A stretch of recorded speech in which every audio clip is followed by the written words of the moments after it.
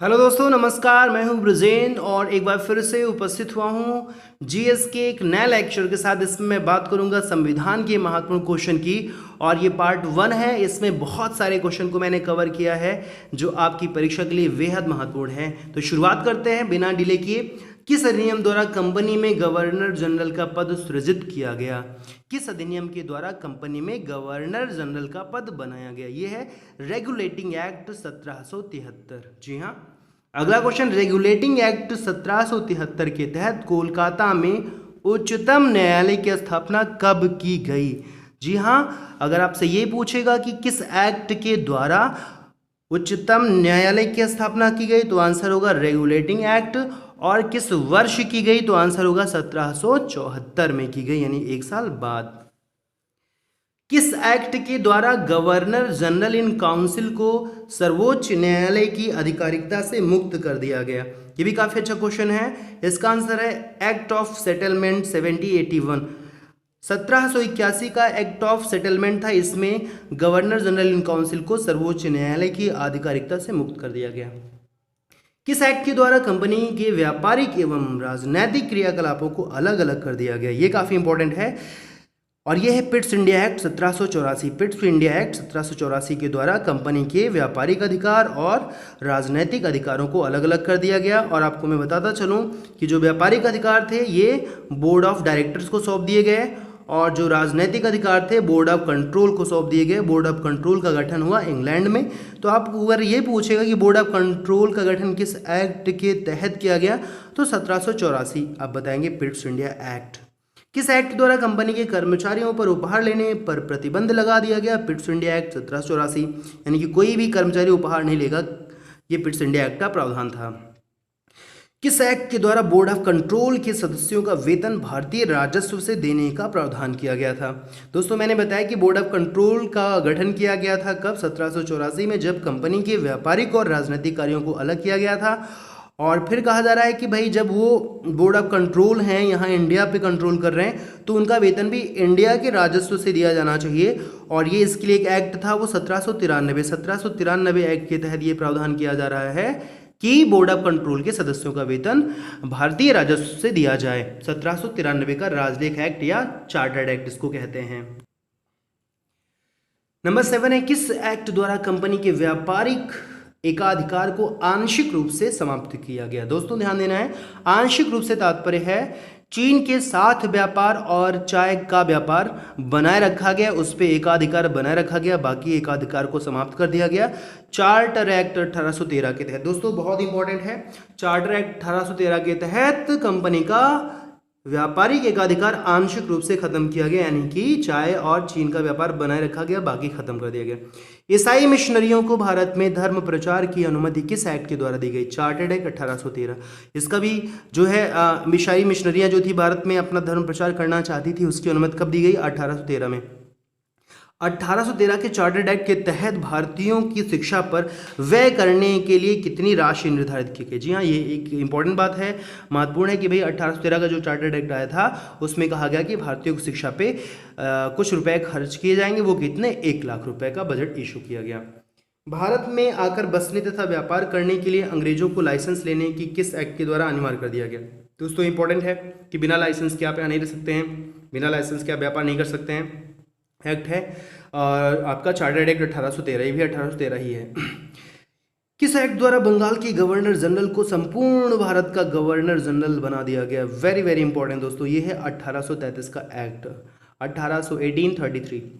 Company के व्यापारिक एकाधिकार को पूर्णतः कब समाप्त किया गया? पूरी तरह से खत्म कर दिया गया। जो चीन और चाय का व्यापार था वो भी खत्म कर दिया गया कब? 1833 के चार्टर्ड एक्ट के द्वारा। किस अधिनियम द्वारा गवर्नर जनरल की परिषद में एक विधि सदस्य की नियुक्ति का प्रावधान किया गया? जी हाँ, गवर्नर जनरल की जो परिषद थी उसमें एक विधि सदस्य, कानून का सदस्य होना अनिवार्य है, ये कहा गया चार्टर्ड एक्ट 1833 के द्वारा। दोस्तों आगे है, सर्वप्रथम भारत में शासन के केंद्रीकरण का प्रयास कब किया गया? 1833 एक्ट के द्वारा यह भी किया गया है। दास प्रथा को गैर कानूनी किस अधिनियम द्वारा घोषित किया गया? वेरी इंपॉर्टेंट, यही चार्टर्ड एक्ट 1833 ही है। दास प्रथा को कहा गया कि गैर कानूनी है, खत्म किया जाता है 1843 में। दोस्तों 10 साल बाद खत्म होता है ये आपका, लेकिन गैर कानूनी 1833 में घोषित कर दिया गया।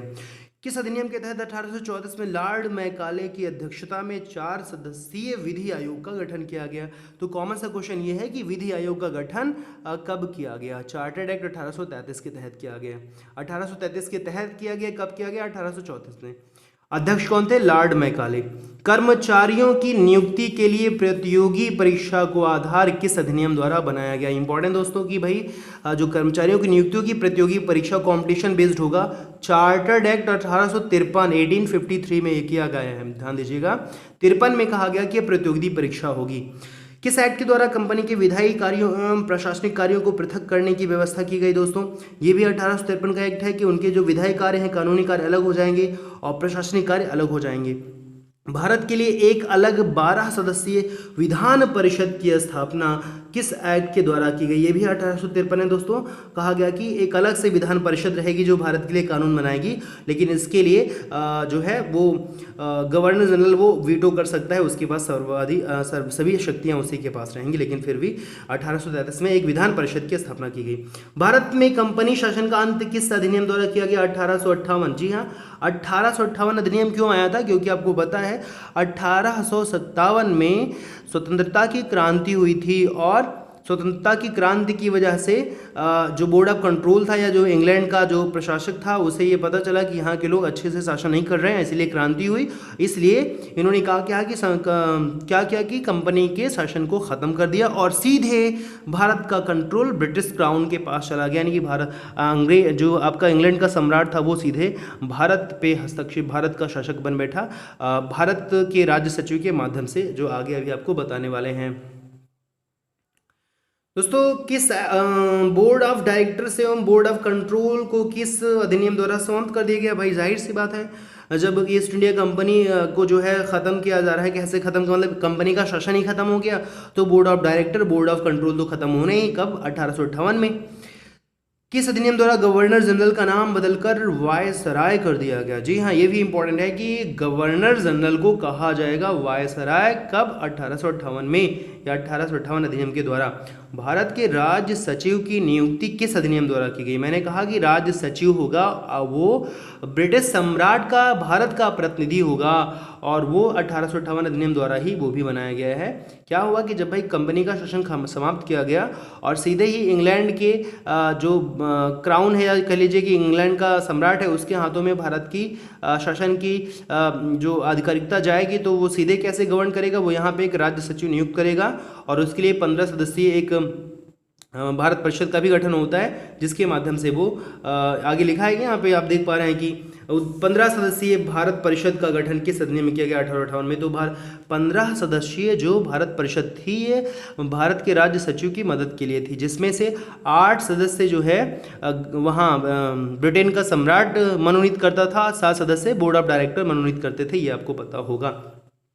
आगे कि इस भारत में प्रतिनिधि शासन की शुरुआत किस अधिनियम द्वारा की गई? 1861 द्वारा।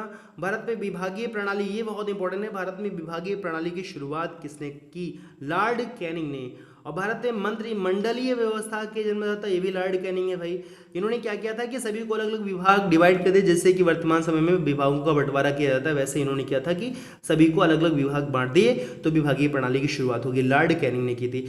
किस अधिनियम द्वारा वार्षिक बजट पर बहस करने का अधिकार भारतीय सदस्यों को दिया गया? दोस्तों इंपॉर्टेंट है कि भाई एक ऐसा अधिनियम जिसमें भारतीय सदस्यों को बजट पे बहस करने का अधिकार दिया गया, सिर्फ बहस करने का अधिकार। अभी पूरा प्रश्न पूछने का अधिकार नहीं दे रहे हैं, सिर्फ बहस करने का अधिकार। 1852 का जो भारत शासन अधिनियम है उसके तहत इनको ये अधिकार दिया गया है।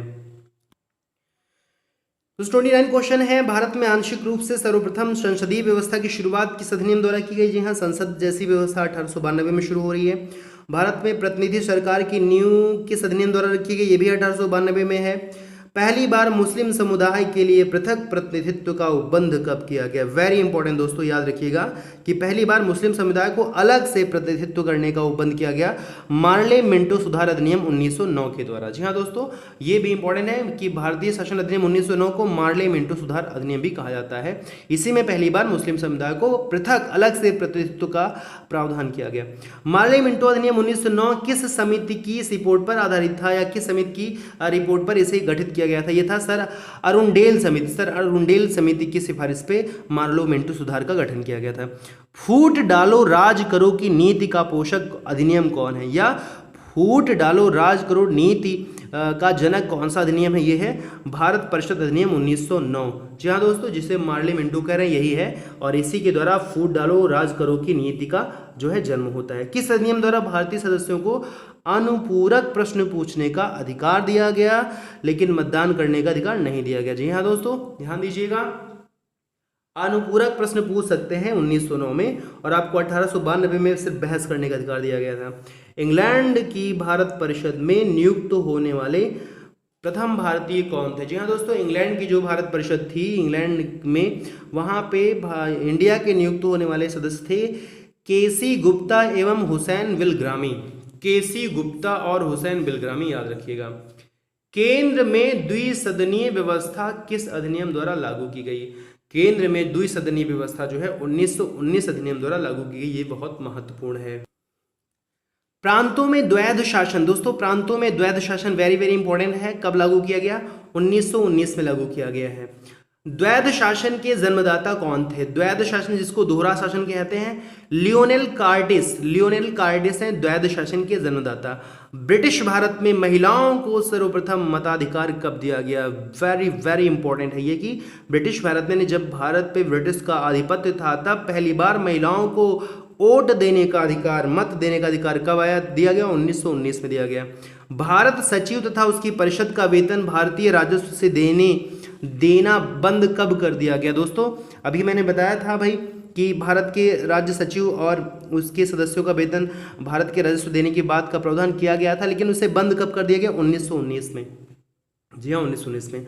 कौन सा अधिनियम प्रस्तावना विहीन था? पूछ रहे हैं किस अधिनियम में प्रस्तावना ही नहीं था? वो था भारत शासन अधिनियम 1935। दोस्तों भारत शासन अधिनियम 1935 बहुत ज़्यादा महत्वपूर्ण है क्योंकि इसका भारत के संविधान को बनाने में बहुत बड़ा रोल है, और ये इसके 250 अनुच्छेद लगातार 1950 से पहले तक हमारे देश में लागू थे। उनके आधार पे 250 अनुच्छेदों को शामिल किया गया संविधान में, संविधान लिखते समय। तो इसकी बहुत बड़ी महत्ता है, आगे इसकी विस्तार से चर्चा मैं करूँगा। देखते हैं कौन सा क्वेश्चन इंपॉर्टेंट है। भारत में संघीय सरकार की स्थापना का अधिनियम, भारत शासन अधिनियम संघीय शासन के लिए। केंद्र में द्वैध शासन किसके द्वारा लागू किया गया? केंद्र में प्रांत में द्वैध शासन 1919 में आपको बताया गया है। केंद्र में पूछता है तो ये 1935 है। जी हाँ दोस्तों, 1935। केंद्रों तथा प्रांतों में शक्तियों का विभाजन संघ सूची, प्रांतीय सूची, समवर्ती सूची। संघ सूची में 59 विषय, प्रांतीय में 54, समवर्ती सूची में 36। ये उस समय की बात है जब इसे लागू किया जा रहा है। ये भारत शासन अधिनियम 1935। तो 1935 के द्वारा केंद्रों तथा प्रांतों में शक्तियों का विभाजन संघीय सूची, प्रांतीय सूची और समवर्ती सूची से किया गया था। फेडरल या संघीय शासन की स्थापना किस अधिनियम के द्वारा की गई? भारत शासन अधिनियम 1935। Very important.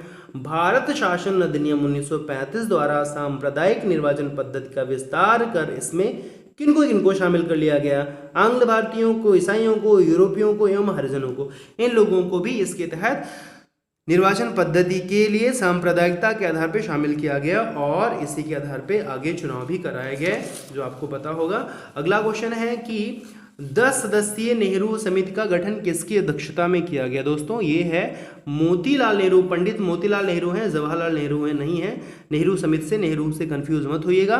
नेहरू समिति का गठन किया था मोतीलाल नेहरू ने, इनकी अध्यक्षता में हुआ था। संविधान निर्माण हेतु संविधान सभा के गठन का प्रस्ताव सर्वप्रथम कब पारित किया गया था? कब किया गया था? 1942 क्रिप्स मिशन द्वारा। जी हाँ दोस्तों, संविधान सभा के गठन का प्रस्ताव सर्वप्रथम 1942 में क्रिप्स मिशन के द्वारा किया गया था। महात्मा गांधी ने पोस्ट डेटेड चेक, उत्तर दिनांकित चेक किसे कहा? क्रिप्स मिशन को कहा। 1942 जो में आया था उसे कहा post dated cheque. Cabinet mission Bharat में कब आया? 1946 में। आपको पता होना चाहिए कैबिनेट मिशन के आधार पर ही भारत में संविधान सभा का गठन हुआ है, ये भी पूछा जाता है। संविधान सभा में लगभग कितनी जनसंख्या पर एक सदस्य नियुक्त किए जाने का प्रावधान था? दोस्तों ये काफ़ी इंपॉर्टेंट है, 10 लाख जनसंख्या पर एक सदस्य के नियुक्त किए जाने का प्रावधान था। दोस्तों ये जो आपके 50 क्वेश्चन थे ये सिर्फ अभी एक्ट से रिलेटेड थे और ये एक्ट भी पूछे आते हैं। इसके बाद अगर आप संविधान में वीडियो चाहते तो कमेंट करके ज़रूर बताएं, मैं आपको इसी तरह से वन लाइनर देते हुए आपकी इस तैयारी को कंप्लीट करने का प्रयास करूंगा। दोस्तों वीडियो देखने के लिए बहुत बहुत धन्यवाद। वीडियो को लाइक करिए, शेयर करिए दोस्तों से और कमेंट भी करें ताकि मुझे पता चले कि कैसा लगा। और आपको बहुत सारी शुभकामनाएं आपकी परीक्षा के लिए। Good luck, thank you so much. जय हिंद, जय भारत।